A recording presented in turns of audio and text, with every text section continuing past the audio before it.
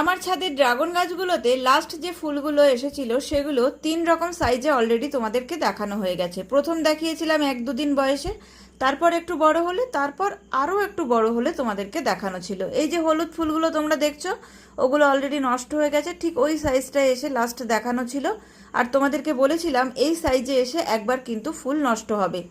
তারপরে যখন একটু বড় হয়ে যাবে, মানে এখন যে ফুলগুলো তোমরা দেখছো যে সাইজটা হয়েছে, এই সাইজের পর কিন্তু সাধারণত ফুল নষ্ট হয় না, আমার গাছেও নষ্ট হয় না।